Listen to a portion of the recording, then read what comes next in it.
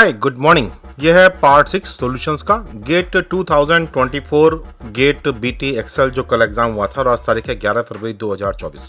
Question है during early development of माइस्पो which process takes part to eliminate the cell of inter cells of limb. देखिए साहब, जब भी कभी हम चूहे के डेवलपमेंट की बात करते हैं तो यहाँ से स्टार्टिंग कहानी शुरू होती है। कभी आपने नहीं सोचा कि आपकी डिजिट्स की फॉर्मेशन कैसे हुई है? क्या ये बड आउट हुए थे या फिर टिश्यू डिग्रेड हुआ था बीच में से? अब बत्तख के पैर को देख लीजिए, वहां पर हमें एक जाला देखने को मिलता है स्किन का, लेकिन जब हम लोग काफी सारी दूसरी बर्ड्स देखते हैं तो बर्ड्स में हमें वो जाला देखने को नहीं मिलता। ये डेवलपमेंट के दौरान जब डिजिट्स के बीच में से सेल गायब होती हैं तो ये कहानी है कंट्रोल्ड सेल डेथ की, जिसे आप अपोप्टोसिस के नाम से भी जानते हो। नेक्रोसिस आमतौर पे तब होती है जहां पर कोई टिश्यू डैमेज हुआ हो या फिर किसी इम्यून सिस्टम को किसी सेल को मारना हो। ये एक तरह की ब्रूटल किलिंग है। म्यूटेशन की कहानी तो आप जानते हैं भाई, डीएनए से संबंधित स्टोरी है। तो क्वेश्चन के लिए करेक्ट आंसर है ऑप्शन नंबर 1 अपोप्टोसिस। अब एक क्वेश्चन है CREB1 is a transcription factor in eukaryotic system in which cell organelle it is present. यहाँ पे माइटोकॉन्ड्रिया दिया गया है, न्यूक्लियस, पेरोक्सिसोम्स और गोल्जी बॉडी।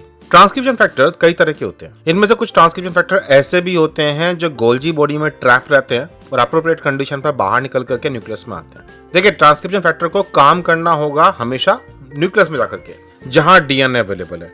ये डीएनए से बाइंड करेगा और कुछ खास रीजन होते हैं जिन्हें बाइंड करते हैं। अलग अलग ट्रांसक्रिप्शन फैक्टर्स के लिए अलग अलग रीजन होते हैं। फिर ये आरएनए पॉलीमरेज को बोलते हैं कि ये वो रीजन है जो ट्रांसक्राइब किया जाना है, यानी कि अप्रोप्रिएट सिग्नल की प्रेजेंस में अप्रोप्रिएट जेनेटिक बदलाव लाने के लिए इनका काम है। अब रही बात CREB की, तो CREB न्यूक्लियस के अंदर रहता है और जब इससे काम नहीं कराना तब ये विदाउट फॉस्फोराइलेशन स्टेट में, और जब इससे काम कराना होता है तो उसका फॉस्फोराइलेशन हो जाता है, जिसकी वजह से काम करने के लायक बन जाता है। तो आंसर है न्यूक्लियस। अब एक क्वेश्चन ये भी था कि सैंगर सीक्वेंसिंग में किस मेथड का कैसे इस्तेमाल करते हैं। क्वेश्चन इनकम्प्लीट है। डाइडिऑक्सीन्यूक्लाइड ऐड किए जाते हैं टर्मिनेशन साइट पर, डाइडिऑक्सीन्यूक्लाइड ऐड किए जाते हैं इलोंगेशन साइट पर। तो देखिए साहब, कहानी क्या होती है कि जब भी कभी सैंगर का मेथड इस्तेमाल किया जाएगा तो टेम्पलेट डीएनए को कॉपी करके न्यूक्लियोटाइड ऐड किए जा रहे हैं। तो जब भी कभी न्यूक्लियोटाइड ऐड होगा तो वो होगा तो इलोंगेशन वाली साइट पर ही, और जहां कहीं डाइडिऑक्सीन्यूक्लाइड ऐड हुआ जिसमें दो जगह पर ऑक्सीजन नहीं है, 3 प्राइम एंड 2 प्राइम, तो जैसे ही वो न्यूक्लियोटाइड ऐड हुआ उस जगह से आगे रेप्लिकेशन पॉसिबल नहीं है, इलोंगेशन नहीं होगा। तो यानी कि जो लास्ट न्यूक्लियोटाइड ऐड किया गया है, अगर वो डाइडिऑक्सी था तो वहीं पर वो लास्ट बन गया, अब इससे आगे एम्प्लीफिकेशन नहीं होता। तो क्वेश्चन ये था कि ऐड कहाँ होना है। ये टर्मिनेशन साइट पर ऐड नहीं होता, ऐड होता है इलोंगेशन वाली साइट पर ही, लेकिन जिस जगह भी वो ऐड हो गया वो टर्मिनेट हो गया, आगे रेप्लिकेशन पॉसिबल नहीं है।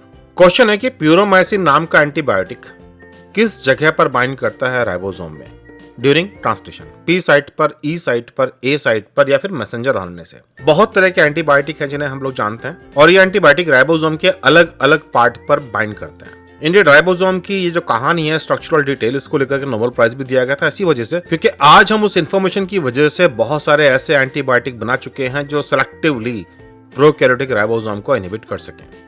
अब रही बात प्यूरोमाइसिन की, तो देखिए प्यूरोमाइसिन आकर के बाइंड करता है A साइट पर, क्योंकि इसकी शक्ल दिखने में ऐसी है जैसे कि ये एक अमीनो एसिड के साथ आने वाला ट्रांसफर आरएनए हो, और जैसे ही जो पेप्टाइडल ट्रांसफर एक्टिविटी होती है, यानी कि P साइट पर मौजूद पेप्टाइड को A साइट पर अमीनो एसिड से जोड़ा जाता है, तो इस केस में वो जुड़ा प्यूरोमाइसिन के साथ में। अब क्योंकि प्यूरोमाइसिन के पास में कोई COH ग्रुप तो है नहीं, तो इसलिए कोई आगे रिएक्शन नहीं बढ़ पाती। NH2 और COH के बीच में पेप्टाइड बॉन्ड बनने वाली कहानी यहाँ पर कामयाब नहीं होती और प्रोसेस टर्मिनेट हो जाती है इसी जगह पर। अब ये क्वेश्चन है, mammalian membrane store lipid at normal temperature 25 degree centigrade to 80 degree centigrade, if lower from this sterols what will happen.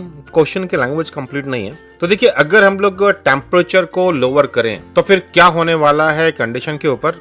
अब ये मुझे नहीं पता कि टेम्परेचर की बात कर रहे हैं या स्टीरोल की, चलिए हम दोनों पॉइंट ऑफ व्यू से बात कर लेते हैं। अगर टेम्परेचर को डिक्रीज किया जाएगा तो मेम्ब्रेन की परमेबिलिटी पर असर पड़ेगा और मेम्ब्रेन की परमेबिलिटी कम हो जाएगी। लेकिन अगर मैं बात कर रहा हूं कि स्टीरोल की मात्रा कम की जा रही है, स्टीरोइड्स की मात्रा कम की जा रही है मेम्ब्रेन में से, तो फिर मेम्ब्रेन की फ्लूइडिटी बढ़ जाएगी। ये बात इंपॉर्टेंट है कि हम ये बात समझें कि प्लाज्मा मेम्ब्रेन में जो कंपोनेंट्स हैं, लिपिड्स और कोलेस्ट्रॉल, इन दोनों की इंपॉर्टेंस बहुत ज्यादा है। साथ में जो एनवायरनमेंट का टेम्परेचर है, टेम्परेचर जितना कम होगा मेम्ब्रेन उतनी ज्यादा लेस फ्लूइड होगी, मतलब सॉलिड या जेल की तरह की होगी, तो उसके थ्रू मूवमेंट मुश्किल पड़ जाएगा। Lower the temperature permeability is decreased. अगर हम टेम्परेचर बढ़ाएंगे तो परमेबिलिटी बढ़ जाएगी।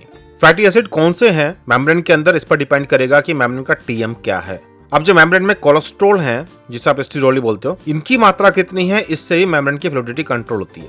स्टीरोल ज्यादा होंगे तो फ्लूइडिटी कम होगी, स्टीरोल कम होंगे तो फ्लूइडिटी बढ़ जाएगी, मतलब परमेबिलिटी भी इंक्रीज हो रही है। ये वो चीजें हैं जो हमें ध्यान देनी है। तो अकॉर्डिंगली क्वेश्चन में क्या पूछा गया था, इसका आंसर इस हिसाब से आप देख सकते हो। अपनी CSIR नेट की तैयारी को आप शुरू से शुरू कर सकते हो। आपकी फाउंडेशन कितनी भी कमजोर हो, टॉपिक में आप कितने भी बेकार हो, हम लोग चीजों को बिल्कुल स्क्रैच से स्टार्ट कर सकते हैं। फंडामेंटल के साथ अपनी पढ़ाई कर सकते हैं ताकि हम CSIR नेट के एग्जाम को क्वालिफाई कर सकें। iFly के साथ गेट, CSIR नेट, ICMR और DBT की तैयारी को ज्वाइन करने के लिए मुझे व्हाट्सएप कर सकते हैं 9013902981। चलिए फिर आने वाले वीडियो में जल्दी मिलते हैं, तब तक के लिए बाय बाय।